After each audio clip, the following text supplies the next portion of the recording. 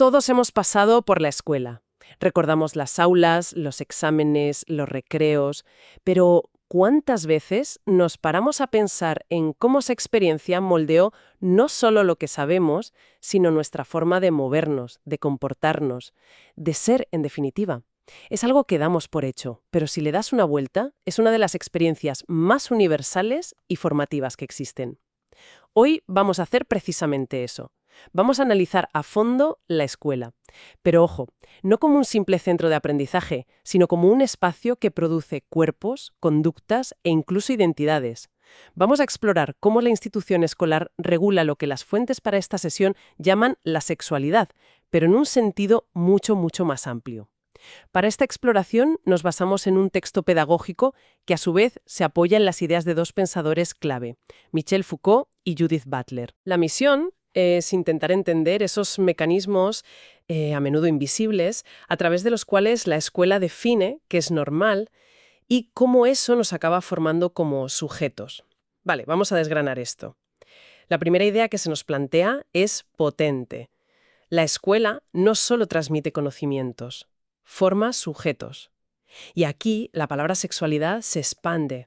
No se trata solo de la clase de biología, sino de cómo se regulan los cuerpos, los gestos, los afectos, en fin, casi todo lo que hacemos dentro de sus muros. Pues sí, y lo fascinante aquí es cómo elementos que nos parecen de lo más normal, completamente cotidianos, son en realidad mecanismos de control.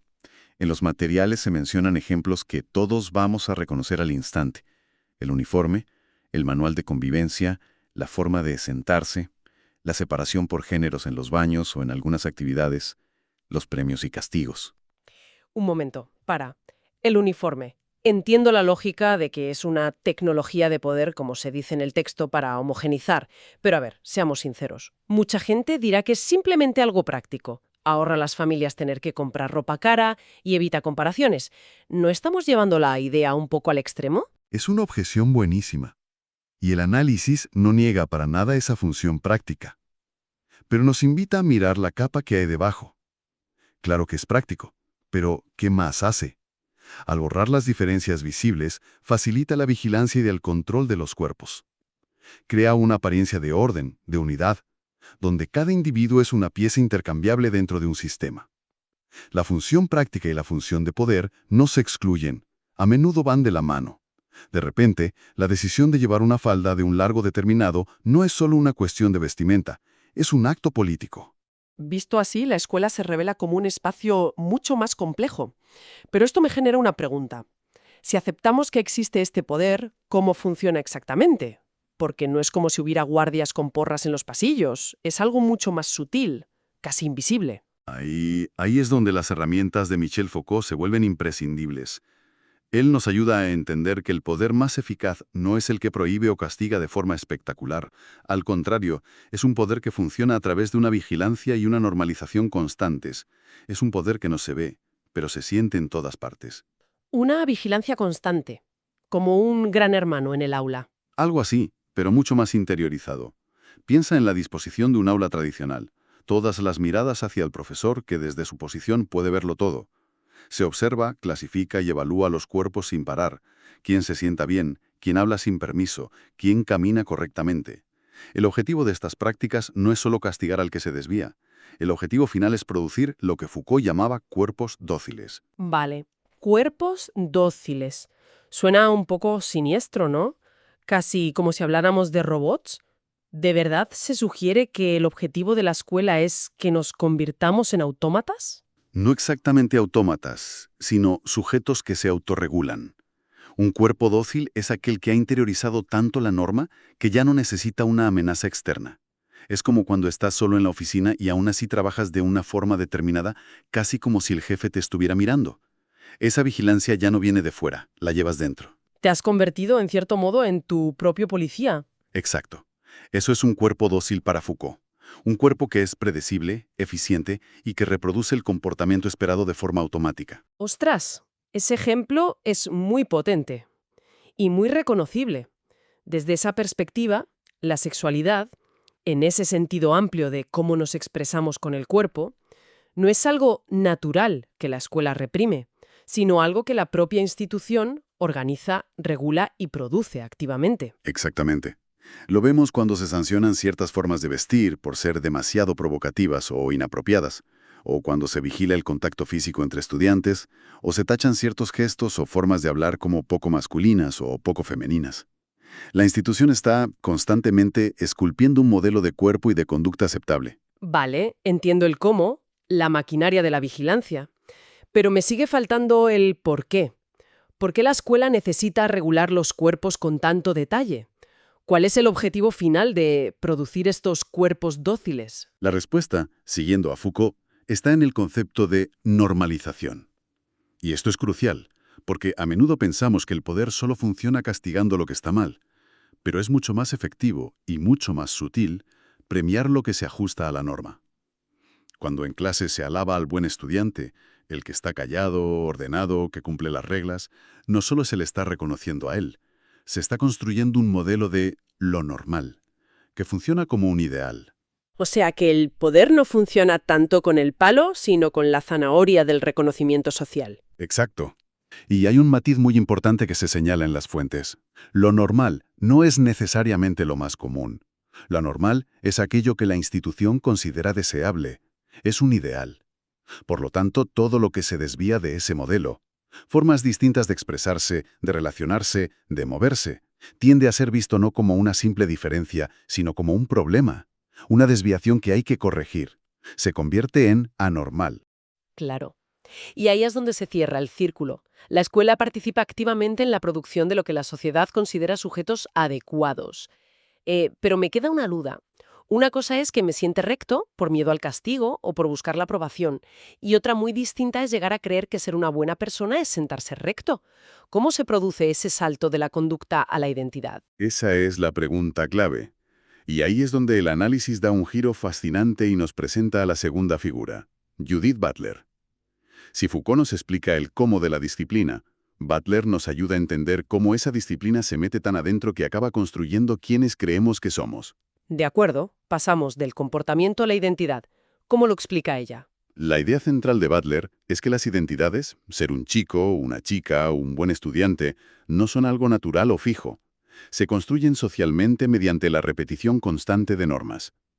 Butler diría que la identidad es, digamos, como aprender un papel en una obra de teatro. Me gusta esa analogía. Desarróllala. Pues a ver, al principio repites las líneas de tu personaje de forma torpe, consciente, casi forzada. Pero si ensayas ese papel todos los días, durante años, llega un punto en que no solo dices las líneas, te conviertes en el personaje. Sus gestos, su forma de hablar, su forma de ver el mundo, se vuelven tuyos. Ya no actúas como un chico, sino que sientes que eres un chico. La identidad para Butler no es la causa de tus actos, sino el resultado de haberlos repetido hasta la extenuación. Es como el chaval al que le repiten 1000 veces que los niños no lloran. Al principio se aguanta las lágrimas conscientemente, pero si lo oye y lo practica durante toda su infancia, llegará un punto en que llorar le parecerá algo ajeno a su propia identidad, algo que no va con él. Has dado en el clavo. Y esto plantea una pregunta importantísima. La cuestión ya no es solo qué está permitido hacer en la escuela, se convierte en quién puede ser reconocido como normal dentro de la escuela. La norma no solo regula lo que haces, sino quién puedes llegar a ser. ¿Y qué pasa si no repites esa norma? Si decides improvisar tu propio guión. Pues que te arriesgas a las consecuencias. El texto es muy claro en esto. No ajustarse a la norma implica un riesgo. Un riesgo de sanción por parte de los profesores, de burla por parte de los compañeros, de exclusión social, o a veces, lo que es peor, de ser simplemente invisible para la institución. Por tanto, muchas veces, esos comportamientos normales no se repiten por un deseo genuino, sino por la necesidad de encajar, de ser aceptado. Ciertas formas de ser son visibles y aplaudidas, mientras que otras son directamente señaladas como problemáticas, o ni se conciben como posibles. Vale, creo que lo entiendo. Si conectamos esto con el panorama general, lo que tenemos es un cuadro muy completo. Foucault nos da la maquinaria de la fábrica, la vigilancia, la disciplina, la normalización. Ujú. Y Butler nos explica el producto final, la identidad que sale de esa fábrica. Nos muestra cómo esa repetición de normas no solo moldea la conducta, sino que acaba produciendo quienes creemos ser. La escuela, vista así, es un escenario clave donde se refuerza constantemente qué es normal y qué es anormal, regulando con ello la sexualidad, pero en ese sentido amplio del que hablábamos, como la expresión del cuerpo, la conducta y la identidad. Ahora, uno podría pensar que este análisis es demoledor. Suena muy crítico, casi como si la escuela fuera una especie de cárcel. ¿Es esa la única conclusión posible?